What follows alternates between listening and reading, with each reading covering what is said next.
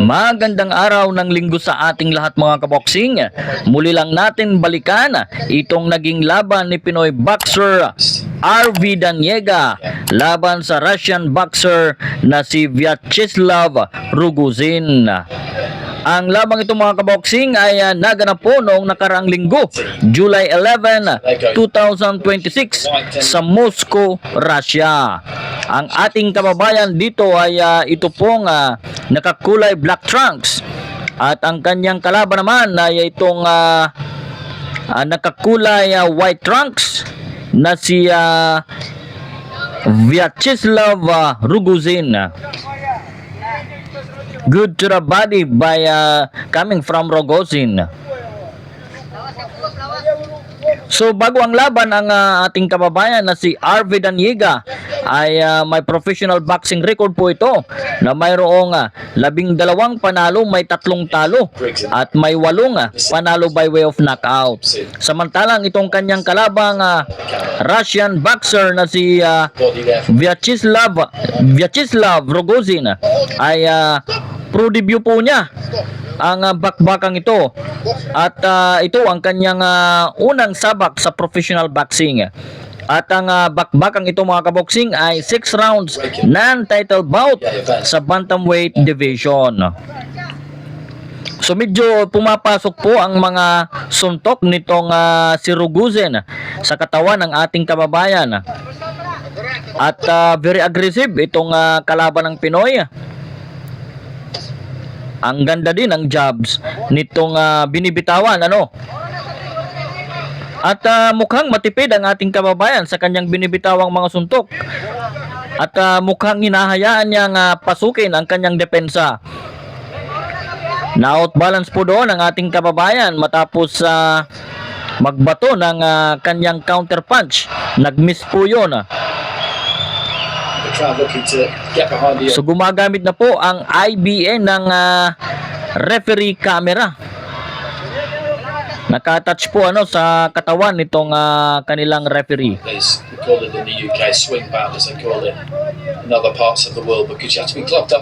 Sumukang mas matangkad po dito ang ating kababayan. Ang ganda ng mga patama nitong Russian boxer at tinamaan na naman sa katawan nitong ating kababayan. At mabilis pong naiilagan nitong kanyang kalaban ang mga suntok ni RV Daniega. Good to the body again coming from Rogozin at ayun, tinamaan itong si Rogozin galing sa isang malakas na suntok ng ating kababayan, subalit mabilis pong gumanti itong si Rogozin at multiple punches na po ang tumama galing sa Russian boxer. So sa nakikita ko medyo mababa po ang depensa nitong ating kababayan. Nice round for Rogozin. At tingnan natin sa round 2 mga kaboksing kung ano ang gagawin ng ating kababayan.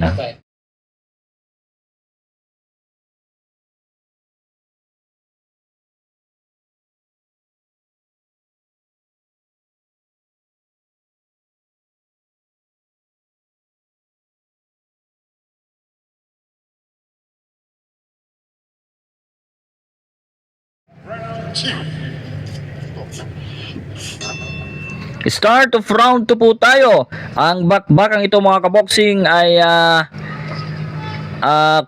kay RV Daniega laban kay Vyacheslav Rogozin ng Russia. Itong si RV Daniega, ito po ay isang Pinoy. At itong si Vyacheslav Rogozin ay isang Russian boxer. Ito po ay 6 rounds bout sa bantamweight division. At ito po ay non-title bout. So round 2 po tayo at patuloy po ang pag-atake nitong Russian boxer. Bara-bara po kung sumuntok itong Ruso dahil excited siguro na lumaban sa kanyang professional debut. So galing po sa amateur itong kanyang kalaban, kaya kung sumuntok ay talagang kombinasyon at wild punches po ang mga binibitawan nitong Russian boxer. He was just holding a little bit there, Daniega, on the other side of the referee. So now overwhelmed po dito ang ating kababayan sa mga ibinabatong suntok nitong kanyang kalaban. Nice left coming from Ruguzen.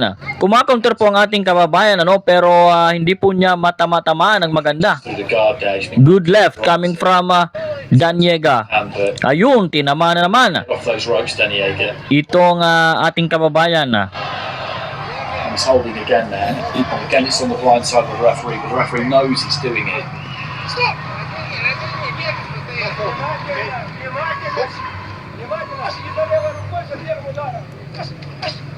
Napakasipag pong magbato ng mga jabs itong si Ruguzen.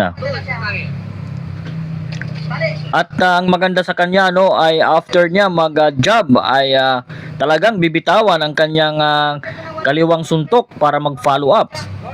At para makapag-sit up po ng kanyang mga kombinasyon. At ayun, tinamaan na naman ang ating kababayan. Ayun! Nagkagantihan. Ang ganda ng patama ng ating kababayan. To open out, but Tumama po ang kanyang kaliwang suntok doon. the young Russian, which is good to see. Nice counter punches po ang i-deliver nitong ating kababayan. Ang problema nga lang ay sadyang mas marami po ang suntok na binibitawan nitong kanyang kalaban. So ang maganda kay RV Daniega ay hindi siya masyadong nagpapataranta dito sa kanyang kalaban. Again, he's trying to place that right hand into the body. At relax lang siya at nag-aantay po, mukhang nag-aantay po ng magandang tiempo. It was the end of round 2.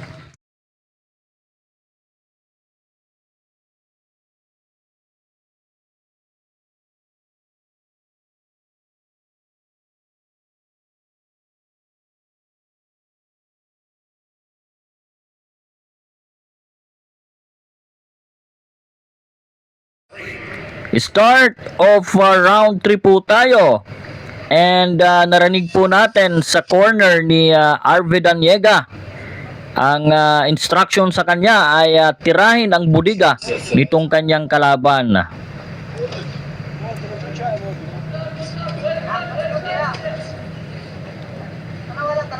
Medyo talagang lumalamang sa mga jabs itong kanyang kalabang Russian boxer na si Ruguzen. Recent years, due to the likes of Ang ganda po kasi accurate po ang jabs. also, Tumatama po talaga ng maganda. Yun ang isa sa mga nagpapahirap sa ating kababayang si RV of course, Daniega. Streets gets Yun wrong business talagang inuumpisahan ni away. Ruguzen ng jab. Yes, Ang kanyang bawat suntok. it's a lot of really, really good fighters. I've missed out plenty there, but it's I think kailangan na pantayan ni RV Daniega ang volume of punches nitong kanyang kalaban. to win anyway. And Junto Nakatani recently Tumatama ang ating kababayan pero kulang. Mas marami pong tumatamang suntok ang pulled gate.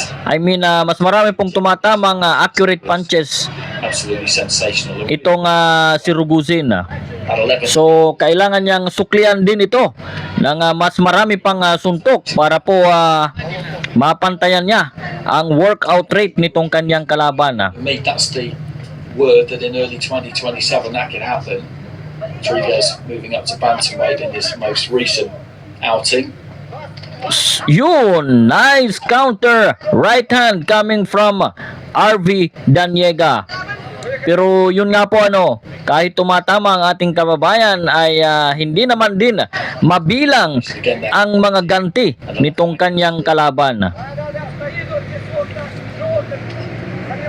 Talagang masipag magbato Daniega caught itong other than si Ruguzen at mukhang dala-dala pa niya ang kanyang estilo he's not looked sa kanyang pagiging veteran na amateur boxer. anyway.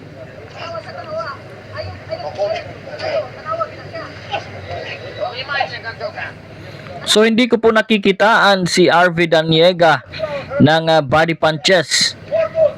Tulad ng instruction sa kanya ng kanyang corner. Ayun, nagbitaw po ng body punches pero mukhang nahihirapan siyang i-execute ang body punches dahil nagiging open po. Yun, tumama po ang isang malakas na kaliwang suntok ni RV Make a dent if you can. Daniega. It was the end of round 3 mga kaboksing. Could just be-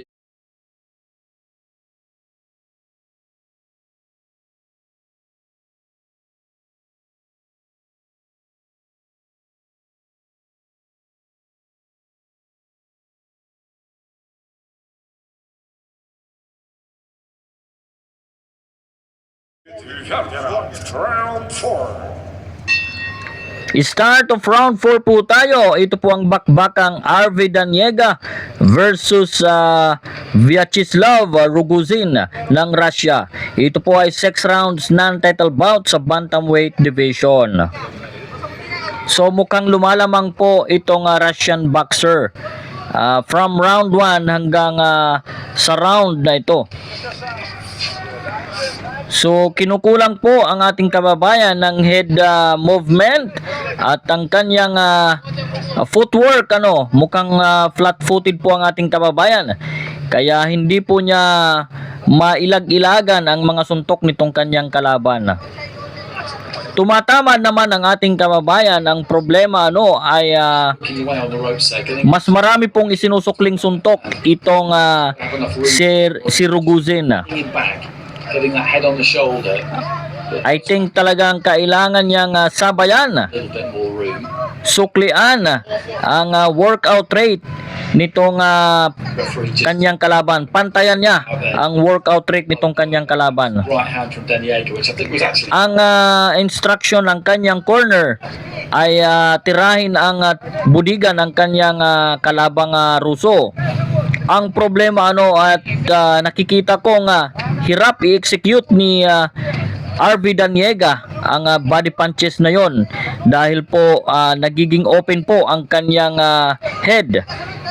Masipag po kasing magbato ng mga suntok itong kanyang kalabang si Rogozin. Kita nyo Diyan bumabato ng makailang beses si RV Daniega sa katawan. Pero yun, tinatama naman siya we could see him doing sa ulo. more of that. He's getting on So after niyang magbato ng suntok, with volume. ang Covers up after ni RV Daniega magbitaw ng suntok sa katawan ng kanyang kalaban, ang counter punch naman nitong si Rogozin ay sa kanyang ulo. they could maybe be slightly cute At ito palitan sila sa katawan. left.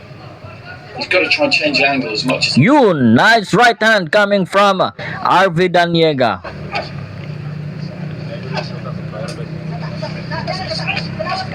Nice multiple punches, multiple combinations coming from Rogozin.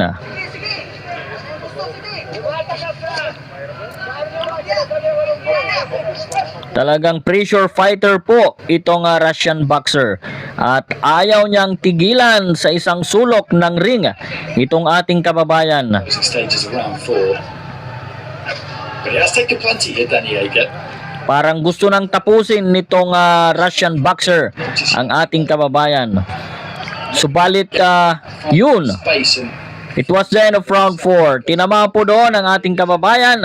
4-6 Pero mukhang nahirapan pong pasukin ni Rogozin ang katawan, ang depensa ng katawan nitong si RV Daniega. concludes.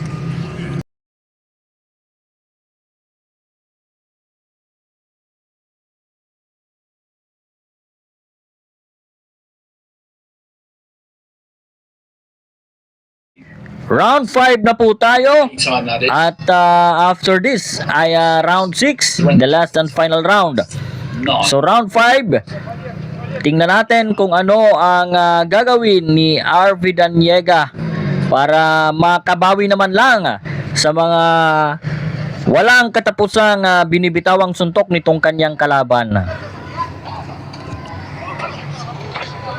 Kung sa tibay walang question yon, walang doubt, matibay po itong si RV Daniega. And bago po mag-start ang round 5 ay nakitaan po natin si RV Daniega ng fatigue. Up close here. At mukhang nakakaramdam na po siya ng pagod. Okay, right on top of Deniega. Hasn't managed to find space for This is a good test for RV Daniega. At sa nakikita ko naman talagang lumalaban naman si RV Daniega at hindi naman siya nagpapataranta dito sa kanyang kalaban. Kung iba niya sigurado akong umayaw na.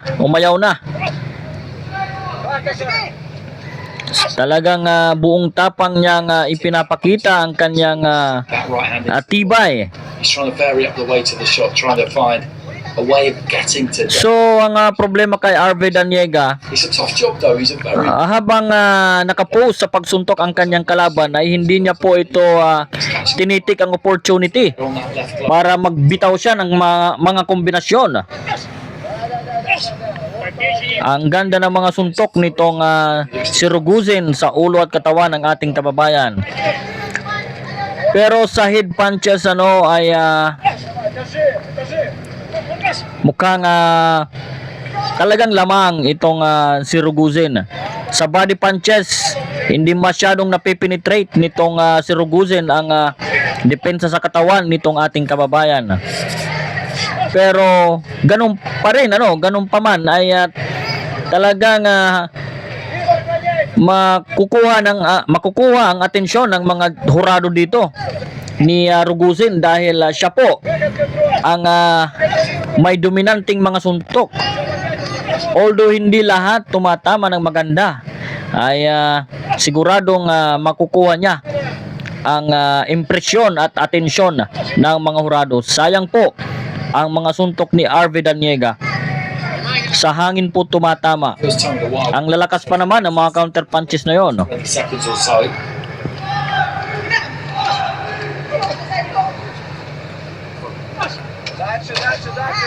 Napakaganda po ng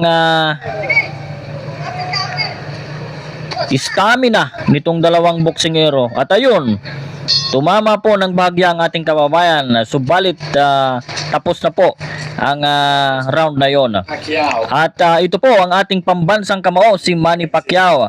Nandito po pala sa ringside at nanunood ng live. in a draw.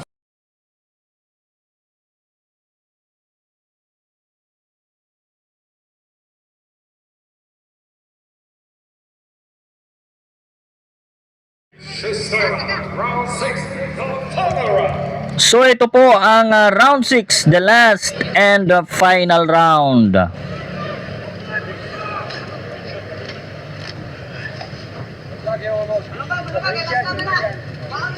So sixth and final round. Rogozin in the white, Deniega in the black. So ito po ang bakbakang RV Daniega versus Vyacheslav Rogozin. And taking it over. 6-round bout Rogozin has worked. sa bantamweight division. Ito na po ang last and final round. It's made him work hard At to throw himself when he's na-outbalance po doon ang ating kababayan. overhand left there. At kanina lang ay The ropes that is. nakita natin si Manny Pacquiao na nasa ringside. Sa mga hindi nakakaalam, itong si 8 Division World Champion Manny Pacquiao ay isa po siya sa mga top officials ng IBA. Siya po ay Vice President ng IBA.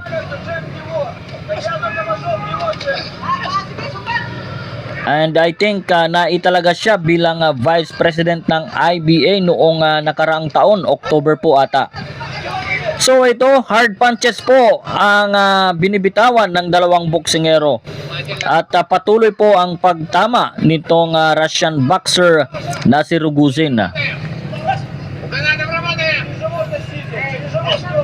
Nice right hand coming from Rogozin. Ito, sinusubukan gumanti ng ating kababayan. Hindi makaisa-isa si RV Daniega, So, kailangan talagang i-develop ni RV Daniega itong kanyang counter punches, head movement, And yung footwork niya, kita nyo, flat-footed po itong ating kababayan. At ayun, ilang jabs na binibitawan ni Rogozin pero hindi siya makaalis-alis sa kanyang kinatatayuan. And yung kanyang depensa, mababa po ang kanyang depensa. At yung head movement niya, kailangan niyang i-develop pa po. Big race was good. Kita nyo, ang lakas ng right hand na yun. Short right hand coming from Never really just Vyacheslav Rogozin. they were gone through the motions. That hasn't happened. You don't expect to see that in a professional debut, but in a fight like So ito halatang gustong makaisa ni RV Daniega sa last round na to. the easy way out, just to the box to pick some nice punches. Kaso lang talagang masyadong mabilis A bit, but he hasn't. ang mga punches na binibitawan nitong kanyang kalabang si Rogozin. At ayun, tumunog na po ang bell Next to the gloves. sa round 6 at tapos na po ang bakbakan mga kaboksing.